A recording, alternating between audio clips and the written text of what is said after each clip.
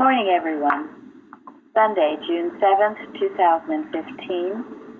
Welcome you to our roundtable. This morning, the subject is God, the only cause and creator. For the first part, we will talk more about Job. We had a very good discussion yesterday. Thank you, Linda. And I'd like to start off today with asking you, what is human harmony? Acting like everything is good and nice when it's not. Thank you. Not ruffling feathers. Thank you. Trying to make people happy. Yeah. Please them. People pleasing, I guess is what I'm saying. People pleasing. Anybody else? Well, it makes me think of some celebrity I read about maybe a couple of years or so ago. And the celebrity was saying how life was really good. I mean, you know, they're in movies, they're famous, they have money. Everything was just perfect. But that was perfect from, human point of view. That's something I was thinking about, this harmony. What are we looking to for the harmony? Thank you. That's exactly right. I know most of you are reading Precepts and/or Footsteps by Gilbert Carpenter, Mary Baker Eddy. Precept and Footsteps, and he speaks a lot about that and about human harmony, how Mrs. Eddy said it was the hardest thing in her home to have to deal with, to rebuke human harmony. And if, my goodness, think about it, if it happened in your home, please don't think any of us are above it. So, and why is it so hard to rebuke it? Because it thinks it's happy or feels okay. It's a false comfort zone that you don't want to leave. Yes. The false comfort zone that you don't want to leave. And this morning I'm going to read several things from Footsteps. I don't think I can say it better than Carpenter does. But this is something very important that we as scientists understand. It also gives deeper meaning to the story of Job. We talked about yesterday how it was said he was such a good, upright, perfect man. But it was by human standards. He was humanly good. He did all the things right, and yet when Elihu came, Elihu rebuked that error in him. And along with it grew a sense of righteousness and pride with Job. If you read what Elihu says to him, you will see all that in those chapters. Is that not true? Yes. Yeah. Okay. Listen carefully to this. I'll try to read slowly, but this is Carpenter, and it's in Mary Baker Eddy, Her Spiritual Footsteps. And the chapter is Mrs. Eddy Rowe's Students from Human Harmony, chapter 22. In the 10th chapter of Luke, the Master said, "Notwithstanding in this rejoice not, that the spirits are subject unto you, but rather rejoice because your names are written in heaven.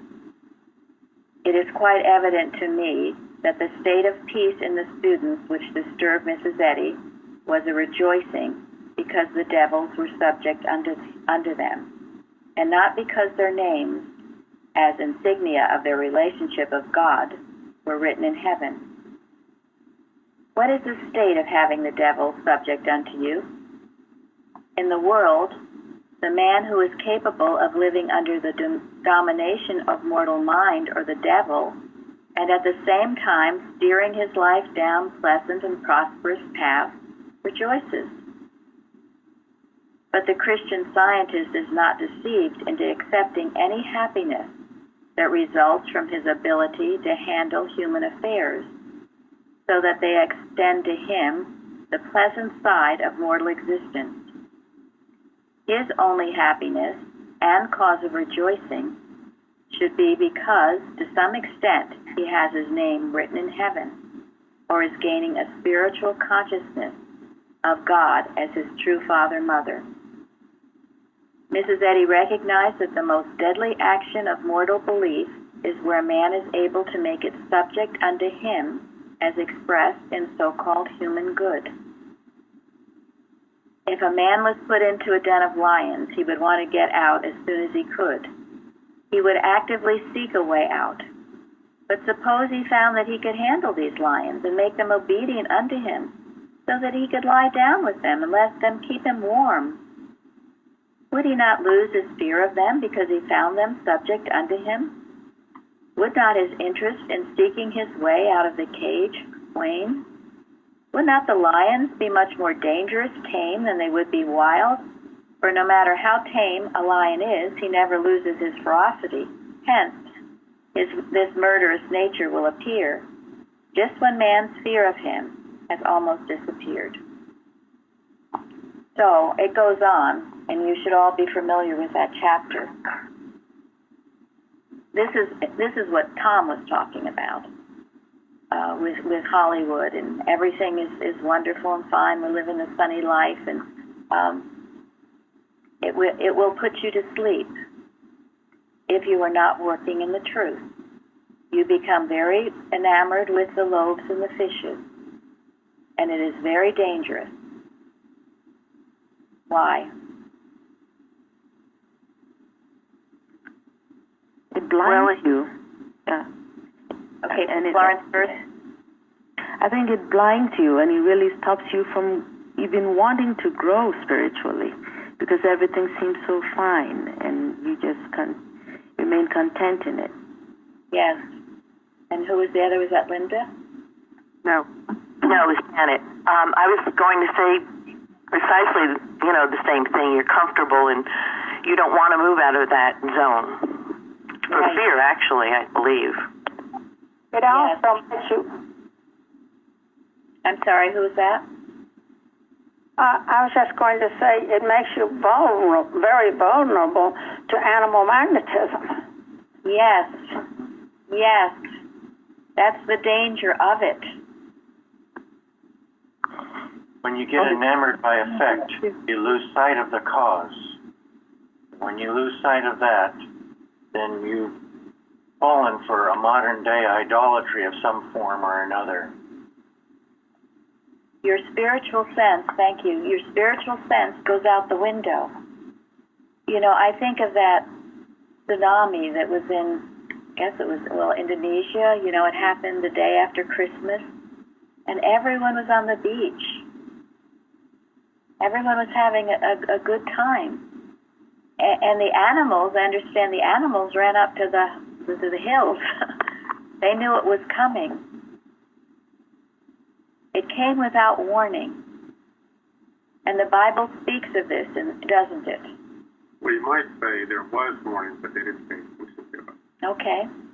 Well, God. Yeah. I mean, I'll give you an example. My dad was in Japan after World War II, and they had a tsunami there, and he told me when I was a kid that the water disappeared. People thought this is so interesting, so they walked out towards where the water was going to, Wow. not understanding why the water was disappearing.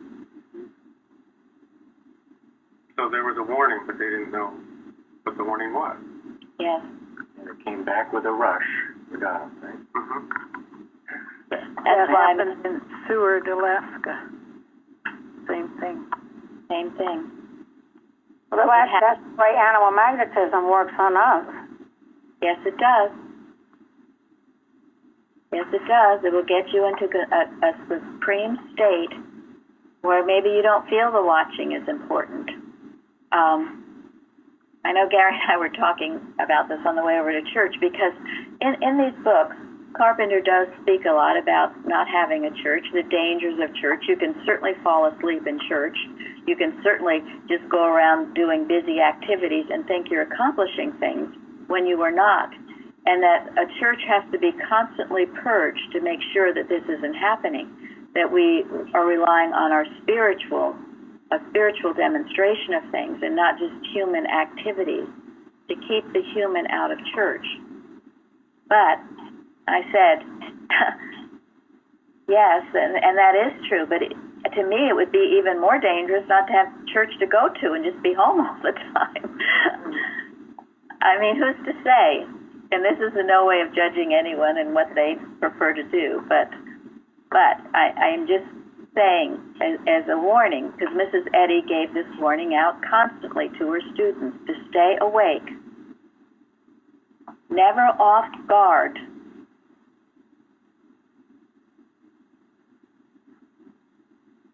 Never. If in all these instances, if people had been awake and alert, they could have avoided it. If they'd really been awake and alert and good praying and watching had been done, it wouldn't have happened in the first place. Then secondly, they wouldn't have been in that position. Or thirdly, they would have at least been awake enough to run for the hills instead of go out to the water and look to see what was going on. So yeah, that's what I think is interesting about the story about my dad's story about Japan was, you know, there probably are warnings, and if we're asleep, we're not going to be aware of them. yes, yes, So it's not like it comes up in a surprise because we are being told, but we're asleep to what we're being told. yes, That's kind of what I was saying. yes. That is why make sure you are listening to your spiritual sense, what God is talking to you, telling you and saying to you. Before you do anything, keeping Him first in your life.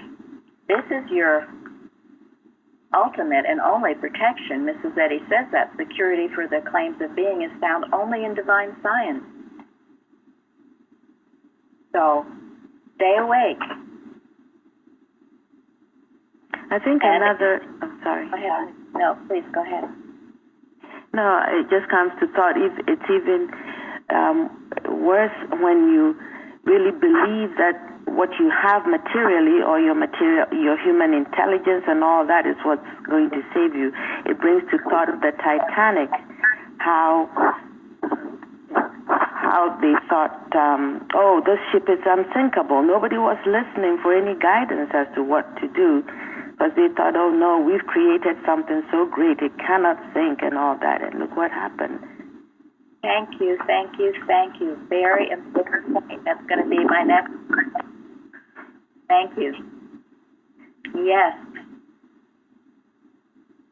How often that happens. Go ahead. On the question about not going to church, that's a two-edged one, because I think pondering what we had talked about last week as far as the lack of churches and quote-unquote spirituality, my family is of Jewish origin, and I know nothing about the Jewish practices at all, zero, nothing. And I feel fortunate about that. What I feel unfortunate about was coming into Christian Science and all the things that you folks are constantly warning about. Those were the things that I learned first thing about Christian Science. Now it's very difficult to unlearn them. This complacency, don't stir up error because it's unpleasant. You know, you just handle it by the allness of God, and I did that for years and made no progress. And then when the church closed down, I was forced out of the church and forced to rely on Mrs. Eddy's writings, and that became better. So I think that's Right. Well, that false concept of church, yes, it's terrible. Absolutely, good point. And that's what we always be aware of, where you just get into this human harmony and the teachings become sappy without the strength and the power I grew up in that too. God is love. That's all you needed to know. God is love. You have to be loving. Everybody's loving. And all hell was breaking loose. Thank God I came here and found out the true science.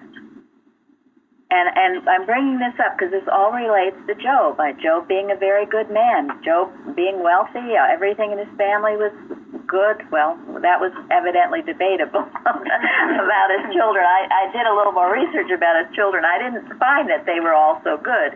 But someone said yesterday that they thought that they were. Well, that is arguable, I guess.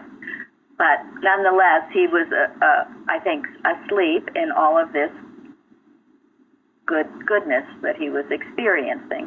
But to human sense, it looked pretty perfect. It looked perfect. To human mind, it looked perfect. And how many times have we judged unrighteous judgment, where we will see a family, they seem so happy-pappy, and their house is so beautiful, and they have this and they have that, and how perfect they are, and yet a little while down the road, it all it just explodes. There is no such thing really as human harmony. There's no such thing. Just as this brings out, and the example of the lions, I mean, I do feel that there's the right concept of lion that is not bestial, but he's using this as an example. You lie down in the human mind thinking it's fine. It's out to kill you, and it will sooner or later. Stay awake. Don't lie down with it. But it's important to understand the human mind is a contradiction in terms. It's not mind at all. It's lazy. It's stupid. Yes. It is rote. There's nothing original that ever comes out of it. Yes. That's a huge concept. Nothing original comes from it. It's the arrogance of the human mind that thinks that it does, but it's wrong. God is the origin and source of all intelligence. That's an important concept. Absolutely. There is no such thing. And I love to go back to Florence. The educated human mind, the intellect, because here again, this is something you think is so wonderful. The educated human mind, the intellect, the people who have gotten into power with the educated human mind and intellect have actually done the worst. The worst things, yes. So, I'm going to read now again from Spiritual Footsteps. This is chapter 99. She's talking about she was surrounded, Mrs. Eddy, by very, very intelligent people.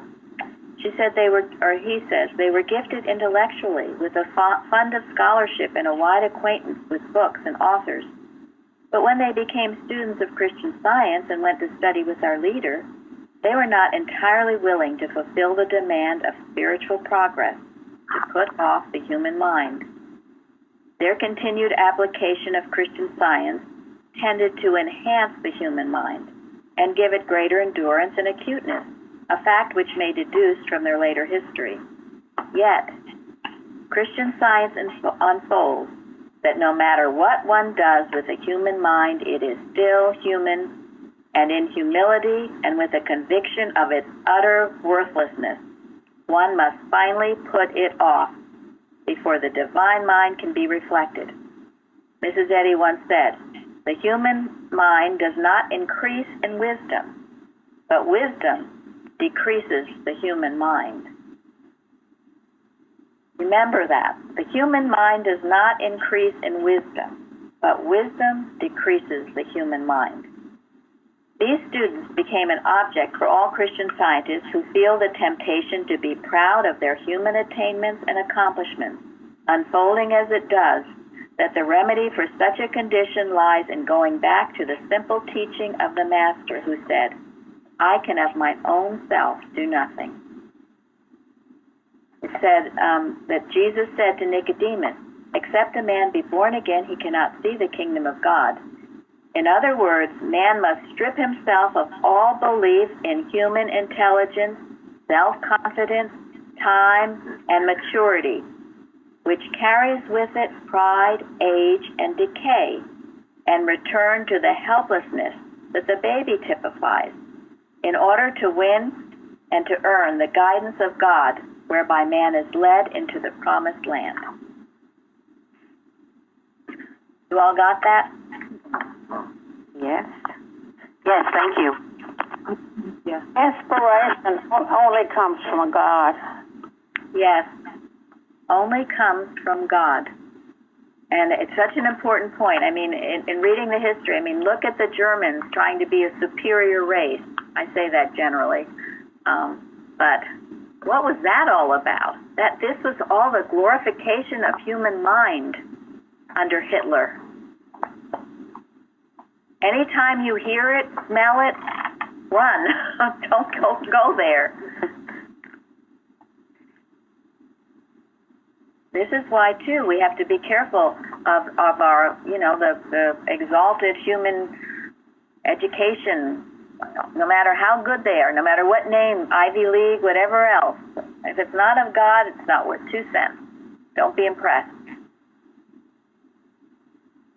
Never be impressed by the human glorification of the human mind. And Florence's example was perfect. Look what it did with the Titanic. Supposed to be what? Indestructible, Unsinkable. Unsinkable, wow. This also, Mrs. Eddy's own concept of her experience in reflecting the divine laws clearly summed up by her as follows. God has worked through one in this age because he could. The light will come through the window because it will let it, while the wall will not. It would shine through the wall if it could. God is no respecter of persons. Then would you say the wall can let in the light the same as the window? No. Then does one person let in as much light as another? No. Can the one who lets in the light see what is best for the others better than the one who does not? Yes. How do you know? I am a window pane for the light to shine through. By the work. To me, this answers, because we have questions at times in our Bible study. Are people chosen? This answers it. If your window pane is clear, you're receptive to God and you become chosen. But think about it. Think about if more of us kept our window panes clean and we became more and more receptive to God. Think of what this would do to the spiritualization of all mankind. So I lay before you today, this is our purpose.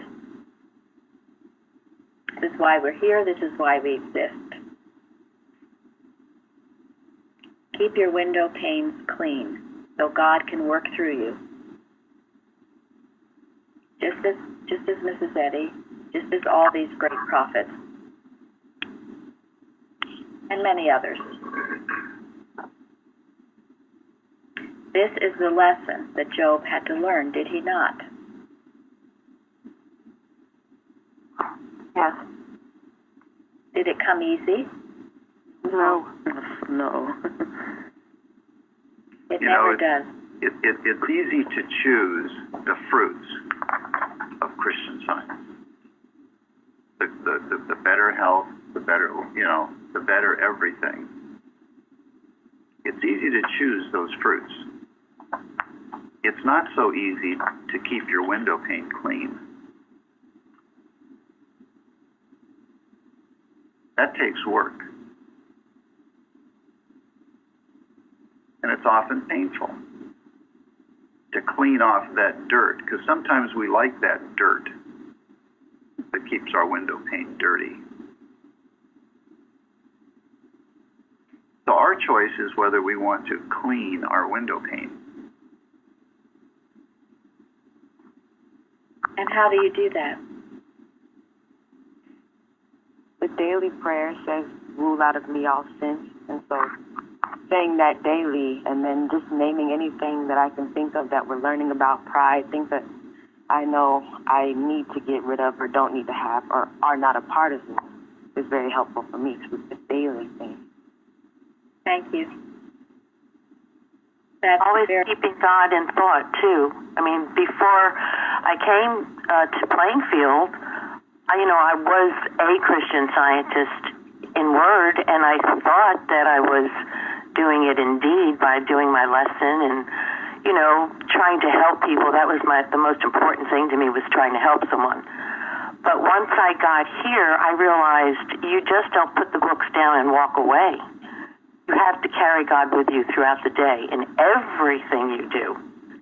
And I've learned that even the mundane duties I have at home are God-directed and God-derived. And when you keep Him always in your thought, then you can't help but letting the light in. Yes. I thank you all for that, by the way. I do have to say something here. So I'm going to crucify myself because I have had the desire since the first day I heard about Christian Science. Well, first day it was sort of explained to me that this was the right path to take. So I have striven, I have read, I have studied, but when one doesn't know how to do it properly, it could take a million years. And so it's easy to say, well, just you clean your window. I mean, the thing is that if you don't know what a clean window is, then you can't do it, because I've tried and I tried and I tried and I begged and begged and begged. I begged my teacher, I'm not demonstrating. I need to go out on my own. I need to be able to handle this on my own. I don't need to call you 14 times a week to handle every silly little thing that I come up with. And could never discern, basically, essentially said, you were taught, you know what you're doing, that's that. Go back and study more. And that was not the case, because I just had no measuring places to understand. So I think the thing about, and this last person saying coming is exactly the point. So it's coming to people or situations where you can learn the basics to know how to perform this. That's how you get your window clean. It's not just continually scrubbing, because, for example, if you scrub your window with oil, you're never going to get it clean. But if you use Windex, you will get it clean. And I was scrubbing my window with not only oil, but it was the dirty oil out of the car. Making it worse. But your heart was right, and that is why God led you to our church. Well, yes, but what I just want to make sure is that you folks don't just say it's just cleaning your window that does it. It's finding the right place to know how to clean the window, because that's, I think, the key to, this is why I can revere Mary Baker Eddy, because she taught the way to do it, and I still can't do it following her textbook, because I'm not smart. I don't have this. Mike? Okay, go ahead. Yes. Okay, well, and Janet made that point. It was coming here that she learned. Right, okay. And we are not just going to tell you to clean your window without talking about it, which is what we are doing now. So, all right, okay. I just want to make sure that everybody's clear on this. Well, yes, we are. And it's a lifetime process. Yeah. It's not like that's not like you learn the formula and then you're there. It's a lifetime process. Which goes back to what Day originally said, that you do it daily and you do it often, and at night. I think I've given testimonies and written articles about it. At the end of the day, you clean your slate. Are you resenting anyone? Are you upset over something? You have all this conflict in you? If you do, you will stay awake until you get rid of it. You work to get rid of it. You cleanse yourself each day. Otherwise, it just mounts up, and pretty soon you don't know one thing from the next.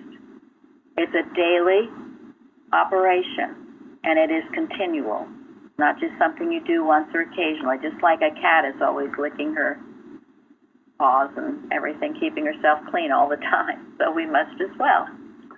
And what Mike brought up actually is a really good point, because there are a lot of people in the Christian Science movement who think that the way to learn and practice Christian Science is to study so much until you fully understand it, and then you go out and practice it. There are people who believe that that's the way it's supposed to be done, and it's backwards. You study, yes. You get your thought right, yes. But then you go out and practice it, and practicing it is how you learn it. It's not just through the study. The problem with that kind of study is it's a misinterpretation of study. It's considered an intellectual process. It's the human mind. And the problem with that is you pack the human mind on more and more intensely. You got more to uncover and clean off. Whereas, the study you can feel a connection with God. And then when you go out, you take that connection with God with you and let that motivate you and move you. If it's too much study, it's escapism. You're just avoiding problems. You're just sitting in your room reading rather than living it. So it must be lived. It has to be lived. And that is why the end of what Mrs. Eddy talks about when she's this reflection of light, how do you know? By the work. The only way you know. The light is shining in you, you're going to have the work. And that's the healing. The work doesn't mean a big house and a new car. But that's not the work. That might be a byproduct of some things, but it's got to be that. It's not proof of anything. It can be proof of the human mind glorified. So. Yeah, I just want to say, I think what you're saying before about it being a daily effort is where our thoughts should be. Because, like an example, discussing where you read, and then maybe someday you can be a really good Christian Scientist. Now, I think sometimes, if you think of Christian Science as something that as you practice, you become better and more powerful as a Christian Scientist, leads into a type of Eastern mysticism. So it's not even Christianity. Right. So you only want to think about today, and what are you doing today? I think this daily effort of watching and praying and so forth, and not looking to say, oh, now I've learned this in Christian Science and I can do X, Y, Z because I know Christian Science better now. You start thinking that, then you start getting into this kind of Eastern mysticism. That's the beauty of Christian Science. It's unfolding to you always, and it's always new and fresh. And that's what sets it apart from everything else. Yes, it's unfoldment, not accretion. Yeah, and the thought that helps me in this regard is, can I ever know everything that there is to know about God? I don't think so. I mean, if I work at it every day, I learn a little bit more about God, and it makes my life more useful to Him and better and more satisfying. But I will never, ever know everything that there is to know about God. So every day should be new. And that's why I look forward to every day. And that's great. Quite frankly, for me, it's like a new way of life from a new way of thinking. In other words, now I don't just get up and go about my day. And like it's been said, I wake up and do what steadies my thought on God, which is a lesson, and whatever else, the daily prayer and so on.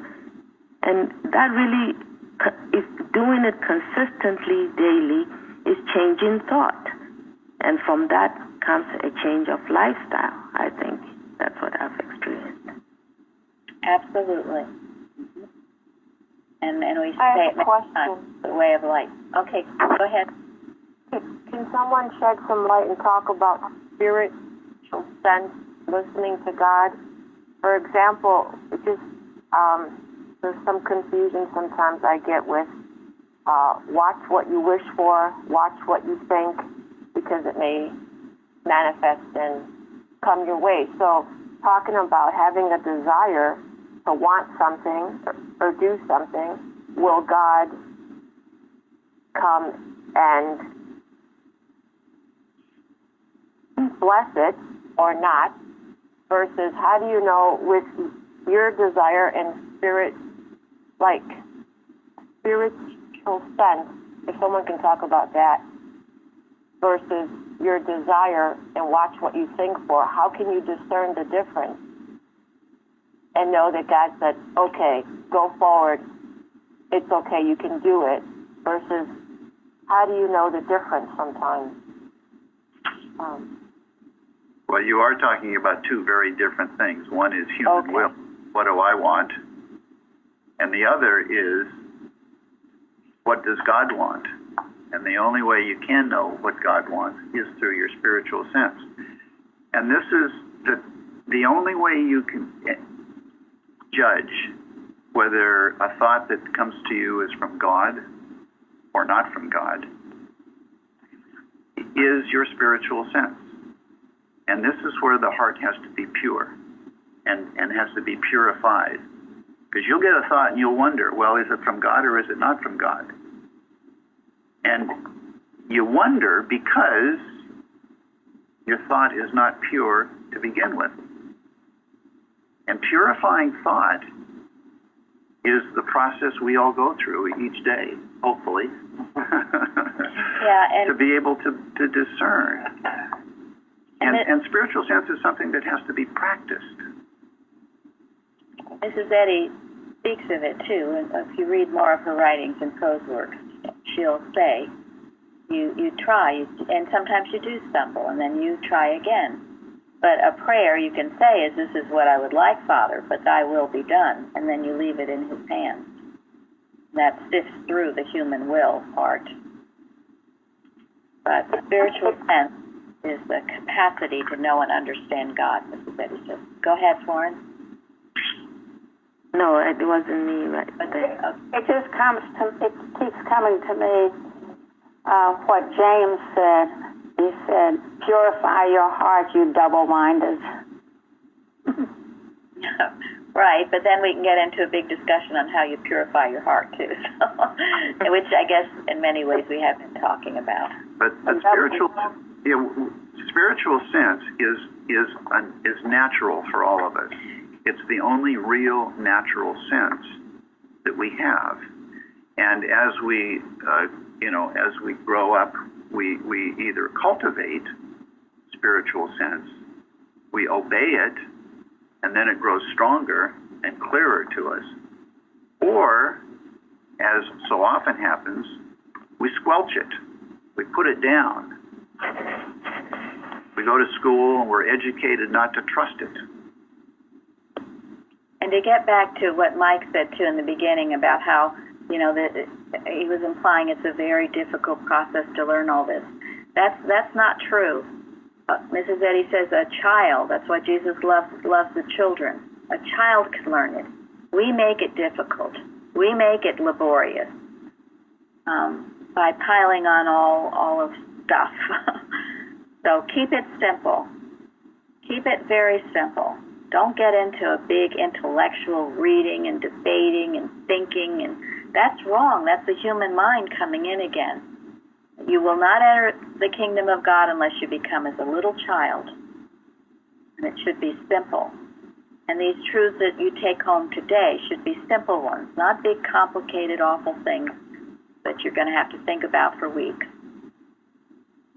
Keep it simple. I think, also for me, it's like if you have the desire and the humility to have God's will be done in your life, then even when you're making certain decisions and you're wondering, am I taking the right step or not, to your right, the highest sense, you do something. You go forward and do something, but you're trusting still that only God's will be done. And I found that in doing so, with that basis of desire and humility, even if I'm making a mistake, I've been redirected to do, what God wants. And that brings the peace. That's right. That's Exactly. That's entirely correct. So you just follow it step by step. I did find a great article from around 1889, I believe. I'll have to look it up and then get it to somebody to post exactly what the title was, but it was essentially the difference between spiritual sense and human sense, and it's referred currently on page 298, I think, line 13, and it's overcoming the 5 physical senses with 5 spiritual senses, and I will get that so it can be posted, and I just know it helped me tremendously because I had no clue on how to differentiate between the two. Well, and your spiritual sense is angel thoughts, your intuition, pure and perfect. It's your intuition, God speaking, the impulse to do things, and it is always. And one way to test it is this going to bless others? Is it unselfed, or is it just something selfish that I want? If it's of God, if it's God speaking to you, it will have an unselfed element to it. The pure desire to bless others. And we've had it on our carousel many times, something from Carpenter called listening to God. If you think you can't, well, keep trying. If your desire is to listen to God, you'll get there. God answers that desire. So, and sometimes you make mistakes, you learn from your mistakes and you go on. You go stronger from that. Okay, anybody else on all of this? Trying to relate it back to Job here, but these are things that Job had to have burned out of him. Go ahead.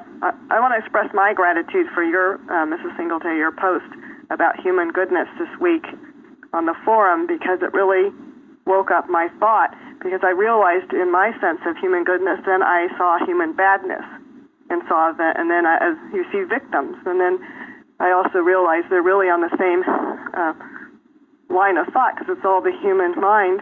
The human goodness was a little more dangerous because it was self-satisfied, self-righteous, and justified. And also, I realized it really was the Pharisees who probably were good people who crucified Jesus. So I really appreciate your opening thought to that. Thank you. Well, yeah, that's the thing with the human goodness. The pride comes in, but then the human badness is terrible, and usually shame comes in. Both are false, not the truth. Right, and the danger of human goodness is that it is human and not divine. And if it's human, you can't trust it.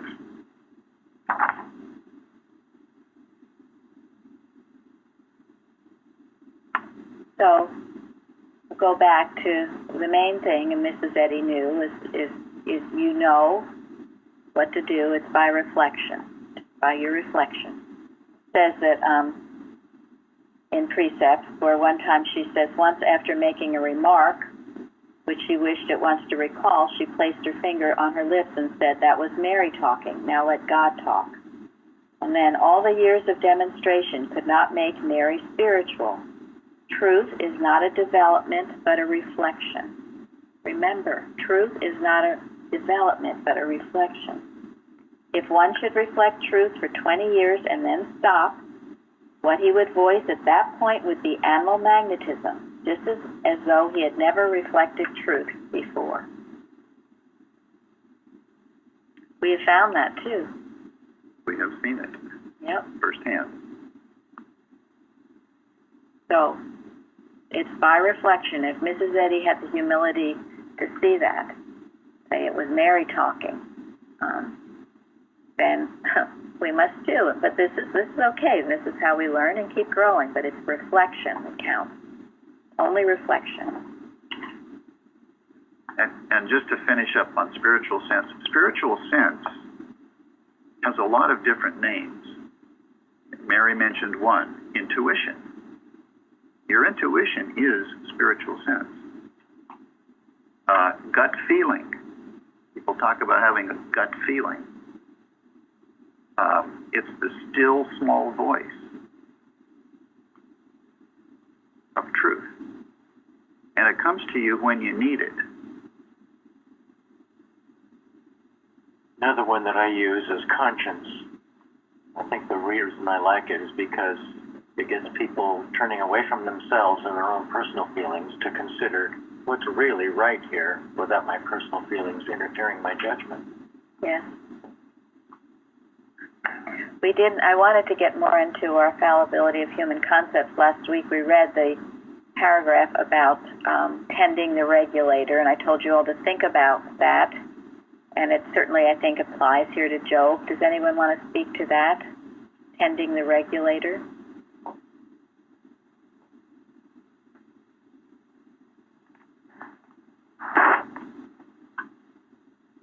Shall I call on you? Is it? Tending the regulator is all about you doing it. Good.